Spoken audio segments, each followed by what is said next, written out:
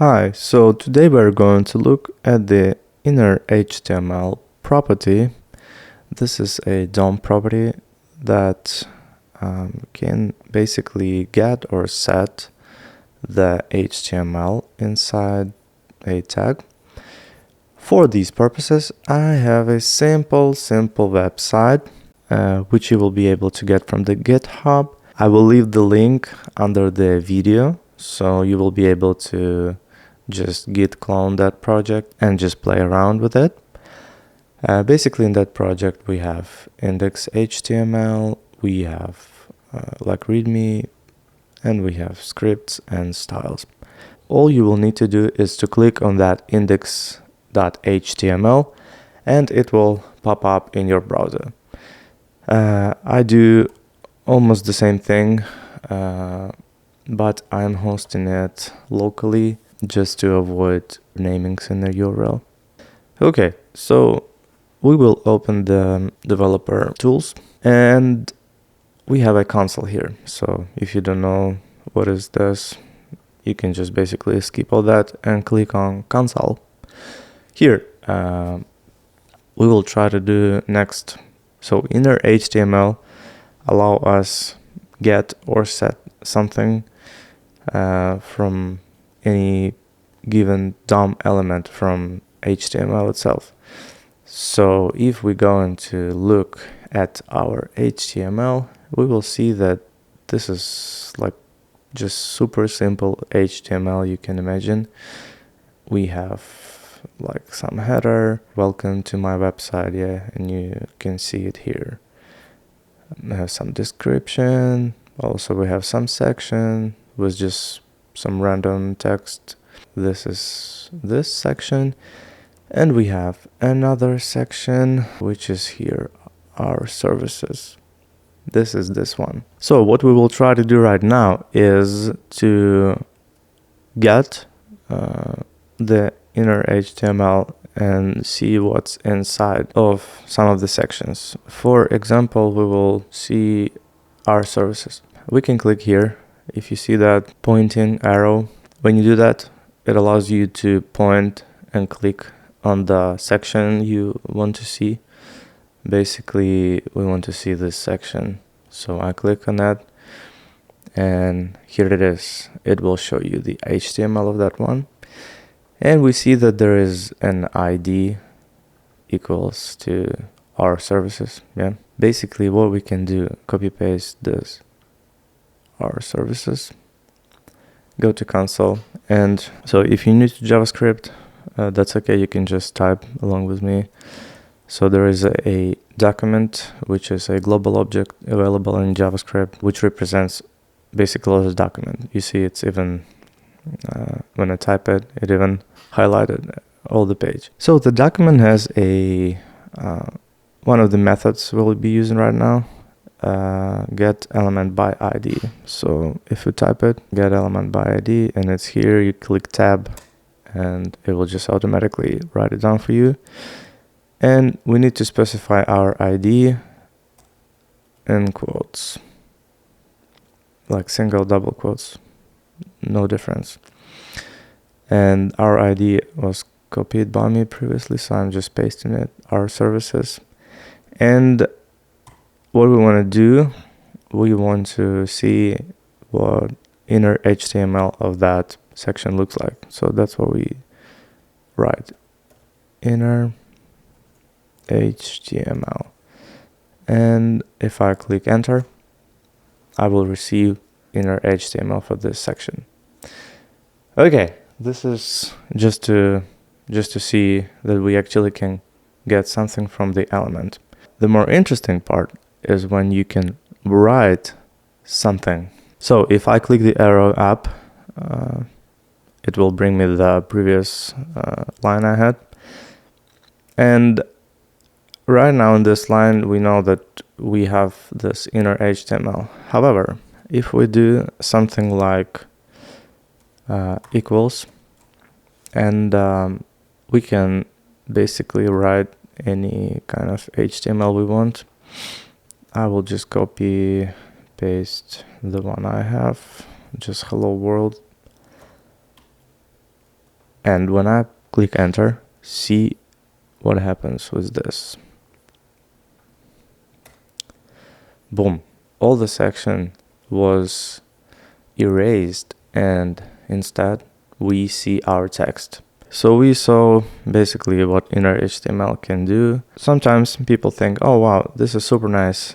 If I need to do any kind of HTML injection, I'll just use innerHTML, because I'll be able to find .innerHTML and, append something to it.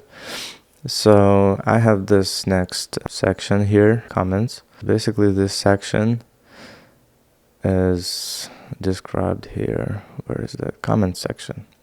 Yeah. So we basically can write something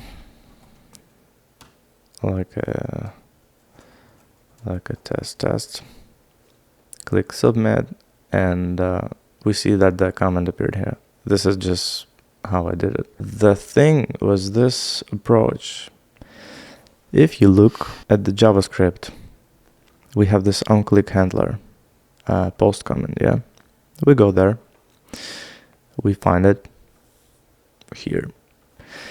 And what we do here, we're getting our comment. That's like not the interesting part. The interesting thing is what we are using here. We are trying to post a new comment by changing the innerHTML of our element, and we do that. So basically we get our new comment and we say, oh, okay, so innerHTML equals this, and then we take our comments list and we append this child to that list, and we're like, oh, okay, cool, this is great, this works fine, no issues.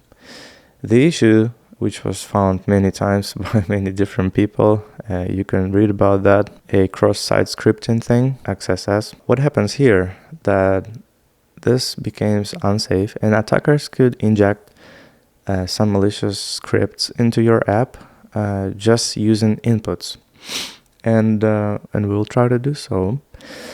I have a ready script for that one. If you don't know, there is this super simple alert method. So if you call it, it will show up an alert on the page. So if I click enter, you'll see like your website says, yeah, some message. Yeah, it could be any kind of message. So if you do arrow up, and you can be just test, and yeah, that's what you have. The issue we have, if we do like this, if we take a script tag which tells that everything after the script opening tag and before the script closing tag, this is JavaScript, and we basically tell in the browser, hey, you take that and treat it as a JavaScript.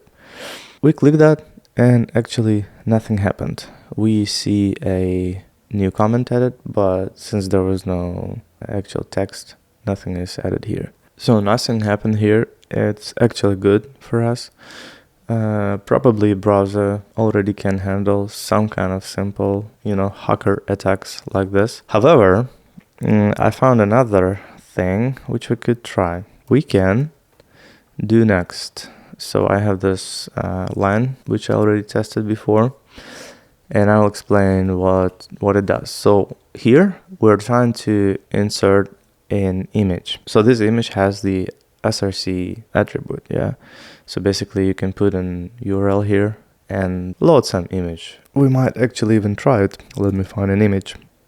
Okay, cool. So I've done some testing here, and let's just put our comment. So we have some comment, and nothing happened here on the page. What we can do, so I found this link. It also will be attached to GitHub. So the link which we can use to get a picture, yeah, like some probably random picture from some random website. So what we can do, we can write it down as an URL to image, yeah. So we have here image, its src, so it will go and see, oh, there is a website, and then we'll go straight there and try to load it. This part here I'll explain a bit later. So if I click submit, see what happens. We get a random picture. That's what we wanted. There was no error. Everything is fine. Picture is loaded to our website. Like, everything is cool. Okay. What if we do this? We go here. We do non-existent website. Yeah. Something. Anything you want. Like any non-existing image. And we are specifying this on error handler. What it does. So basically, when image will be downloaded, if something happens, we will be triggering this, because JavaScript will be like, oh, okay, there is this on error handler, we can fire it up. Basically, here is JavaScript. Anything could be written here. Like, you can put all page of code, like anything you want. In our case, we are triggering this alert. Let's say we are hacked, and boom. Okay. What will happen if we click submit right now? We click submit. Boom. Since the image has an error, we are getting our on error handler, and it opens the JavaScript code we pasted inside. It could be anything. So I pasted one thing. It could be like one file of the code, like 200 lines, whatever you like. This shows us that we successfully running our JavaScript code on someone's website using input field, which could cause real issues. And if you interested about that, you can just read about this. You can just Google like most famous XSS attacks, and boom, you have a bunch of results. Cool. One more thing I'd like to show you. So even if you want to use innerHTML and you manage to make it safe, there is also no reason to do this because of it being slow. So I have this super small example. I have these two buttons, which you will also see in your HTML. You can download from GitHub. We have two buttons here, innerHTML and append child. If we look, each of these buttons triggering one of the methods. So let's look at this one. That was innerHTML. So basically we're measuring our time. Here is the start, the end, and in the end we will see how much time it took for us to get the element by ID. And yeah, let's do, so this will be more accurate.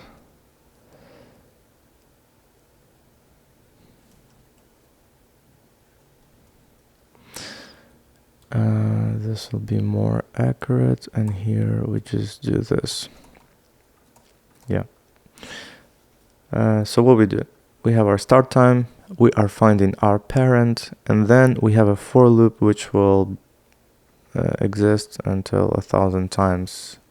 It fired 1,000 times. Then we have our end time, and then we just log in this time. So what we do in this for loop, we take our parent, we're saying our innerHTML plus equals means that we are taking what it used to be before and adding something new. In this case, we're just adding one more row with +1, and that's it. Yeah, so basically this is what we have. And for the second methods, we are doing basically the same thing. We have our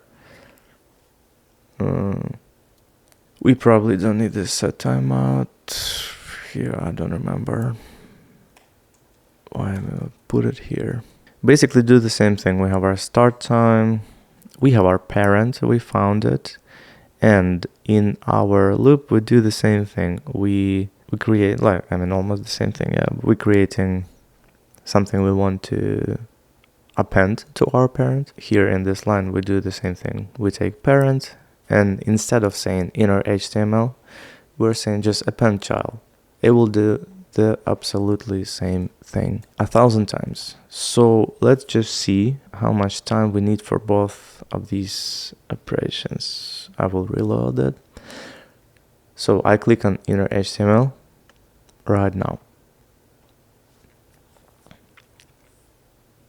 Boom. It was like it's still calculating somehow. So it took 1420 milliseconds to render this all. And you saw it, yeah? So we can see that there is indeed 1,000 rows added. Okay, reload this. So let's do the same thing for a pen child. 3, 2, 1. Boom. You haven't even saw the loader, yeah? And if we go, we also see that we did the same thing from the business perspective. Yeah, we added 1,000 rows of something. And oh, see, it took us 2.2 milliseconds versus 1,400 something. You can divide it and get that it's like 700 times faster. You have an issue with innerHTML being dangerous in use and also being really slow compared to other options. If you ever need to do this, you can always use some sanitization libraries. For example, I remember this one, Don't Purify something. Almost 8 million weekly downloads. Ridiculous, yeah. So people use it. Why are you asking? 8 million people downloading it to their projects every week? Because no one wants to be screwed. Yeah, everyone wants to be safe. And if you are forced to use the innerHTML, hey, come here and use this library or write something for you. If you ever saw the React library, for example, in React you have something like this. I'll just paste it here. So in React you would use it something like this. You would put any kind of HTML tag you want, and then they name that, you see, dangerously sad innerHTML. So this is super funny. They made it so obvious. So if you still want to use it, yeah, they'll be like, okay, we are letting you use it, but we will name it dangerously sad innerHTML. And then you are setting it. You specify HTML and then you set it. You want to make sure that at this point the HTML is absolutely clean, with no way of attackers to do anything here. Again, you can go to GitHub, you can download this page, you can play with it. There'll be some comments. When I wrap it up, I'll just put maybe some comments with lines of code I use for this example. Basically what you do, you go, you find, so you will download it, you go to that folder and you double click your innerHTML file and it will pop up here in the browser you're using, like any kind of browser. And then you can open the developer tools, find console, and then you can just copy paste the code you will see here, or maybe this code will be in the README. I might put it here. So yeah, you will be able to play with it. You'll be able to, click these buttons and see how this thing is working. You know what's fun? One thing I would like to do, let's do not 1,000, let's do 1 million. So 1, 2, 3, add in here, and 1, 2, 3, add in here. Cool. And okay, I realized why we needed this set timeout thing here. It's because we want to trigger the indicator, our loader.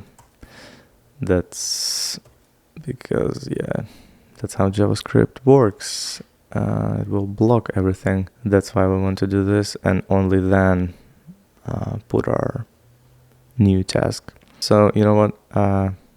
Let's just see how much it takes for a pen child. And it takes some time, even for a pen child, for 1 million records. I wonder. So it's 41,000 right now. Okay, it's done. We can scroll. It's ridiculous. 94,000. Okay. Okay, 1 million. So 1 million rows. What we have here.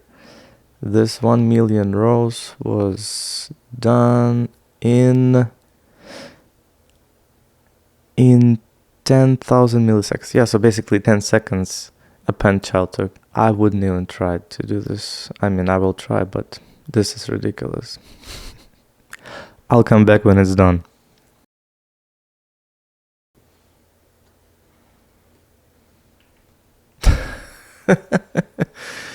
No, don't use innerHTML.